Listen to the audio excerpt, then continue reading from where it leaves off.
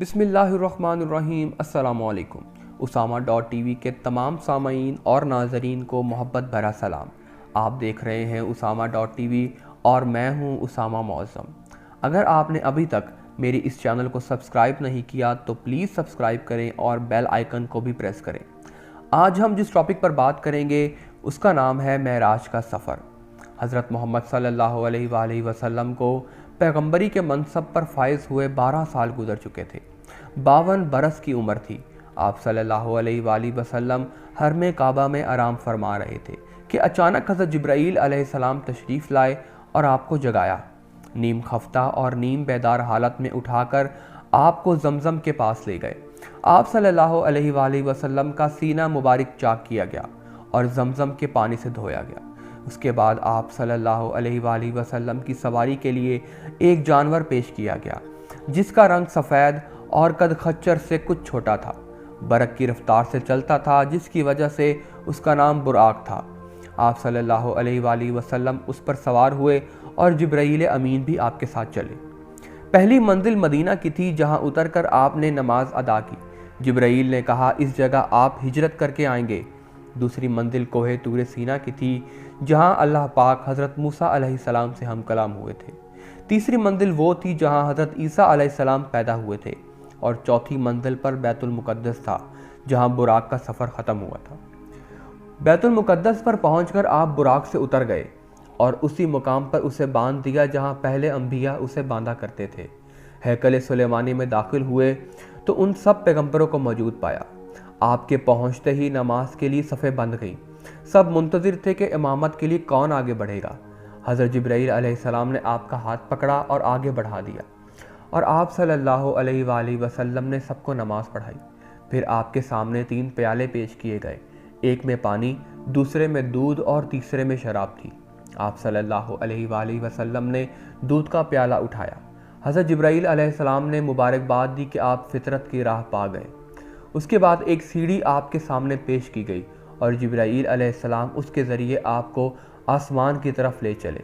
عربی زبان میں سیڑھی کو معراج کہتے ہیں اور اسی مناسبت سے یہ سارا واقعہ معراج کے نام سے مشہور ہے۔ پہلے آسمان پر پہنچے تو دروازہ بند تھا۔ محافظ فرشتوں نے پوچھا کہ کون آیا ہے؟ حضرت جبرائیل علیہ السلام نے اپنا نام بتایا۔ پوچھا تمہارے ساتھ کون ہے؟ جبرائیل علیہ السلام نے کہا محمد صلی اللہ علیہ وآلہ وسلم۔ پوچھا گیا کیا انہیں بلایا گیا ہے؟ کہا ہاں۔ تب دروازہ کھلا اور آپ صلی اللہ علیہ وآلہ وسلم کا پرتپاک خیر مقدم کیا گیا۔ یہاں آپ کا تعارف فرشتوں اور انسانی ارواح کی ان بڑی بڑی شخصیتوں سے ہوا جو اس مرحلے پر مقیم تھیں۔ ان میں نمایاں شخصیت ایک ایسے بزرگ کی تھی جو انسانی بناوٹ کا مکمل نمونہ تھی۔ حضرت جبرائیل علیہ السلام نے بتایا آپ کے مورث اعلیٰ۔ ان بزرگ کے دائیں بائیں بہت سے لوگ تھے۔ وہ دائیں جانب دیکھتے تو خوش ہو جاتے اور بائیں جانب دیکھتے تو روتے۔ پوچھا یہ کیا ماجرا ہے؟ بتایا یہ نسل آدم علیہ السلام ہے۔ آدم علیہ السلام اپنی اولاد کے نیک لوگوں کو دیکھ کر خوش ہوتے ہیں اور برے لوگوں کو دیکھ کر روتے ہیں۔ اس کے بعد کچھ مشاہدات کیے گئے۔ انہی مشاہدات کے سلسلے میں نبی صلی اللہ علیہ وآلہ وسلم کی ملاقات ایک ایسے فرشتے سے ہوئی جو نہایت ترش روی سے ملا۔ آپ صلی اللہ علیہ وآلہ وسلم نے جبرائیل امین سے پوچھا اب تک جتنے فرشتے ملے تھے سب خندہ پیشانی اور بشاش چہروں سے ملے، ان حضرت کی خشک مزاجی کا کیا سبب ہے؟ جبرائیل امین نے عرض کی اس کے پاس ہنسی کا کیا کام، یہ تو دوزخ کا داروغہ ہے۔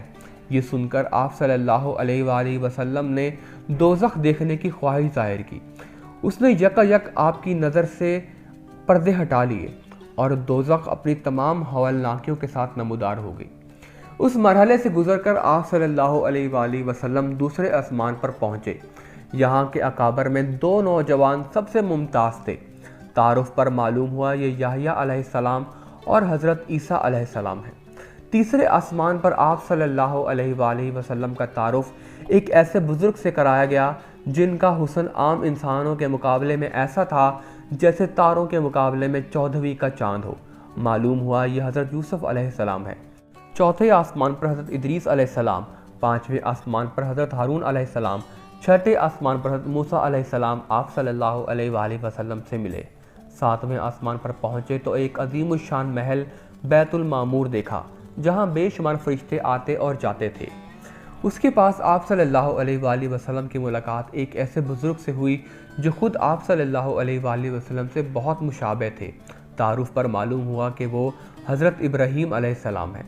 फिर मज़ीद सफ़र शुरू हुआ, यहाँ तक कि आप सल्लल्लाहु अलैहि वसल्लम सिदरतुल मुंतहा पर पहुँच गए, जो पेशगाह रब्बुल इज़्ज़त और आलम खलक के दरमियान हद फाजिल की हैसियत रखता है।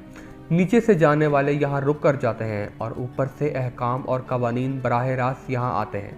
उसी मुकाम के करीब आप सल्लल्लाहु अलैहि वसल्लम को जन्नत का मुशाहिदा कराया गया और आप सल्लल्लाहु अलैहि वसल्लम ने देखा कि अल्लाह ताला ने अपने सालेह बंदों के लिए वो कुछ मुहैया कर रखा है जो ना किसी आँख ने देखा, ना किसी कान ने सुना और ना किसी के जहन में उसका तसव्वुर गुजरा है। सिदरतुल मुंतहा पर हज़रत जिब्राईल अलैहिस्सलाम ठहर गए और आप सल्लल्लाहु अलैहि वसल्लम तन्हा आगे बढ़े। एक बुलंद हमवार सतह पर पहुँचे तो बारगाह जलाल सामने थी। हम कलामी का शरफ बख्शा गया। जो बातें इरशाद हुई उनमें से चंद ये हैं। हर रोज़ 50 नमाज़ें फ़र्ज़ की गई। सूरह बकरा की आखिरी 2 आयतें तालीम फरमाई गई। शिरक के सिवा दूसरे तमाम गुनाहों की बख्शिश का इम्कान ज़ाहिर किया गया। इरशाद हुआ कि जो शख्स नेकी का इरादा करता है उसके हक़ में 1 नेकी लिख दी जाती है और जब वो उस पर अमल करता है तो 10 नेकियां लिख दी जाती हैं, मगर जब कोई बुराई का इरादा करता है तो उसके खिलाफ कुछ नहीं लिखा जाता और जब वो इस पर अमल करता है तो एक ही बुराई लिखी जाती है। वापसी के सफ़र में आप सल्लल्लाहु अलैहि वसल्लम उसी सीढ़ी से उतरकर बैतुल मुक़द्दस आए। यहाँ पर फिर तमाम पैगंबर मौजूद थे। आप सल्लल्लाहु अलैहि वसल्लम ने उनको नमाज़ पढ़ाई जो गालिबन फ़जर की नमाज़ थी। फिर बुराक पर सवार हुए और मक्का वापस पहुँच गए।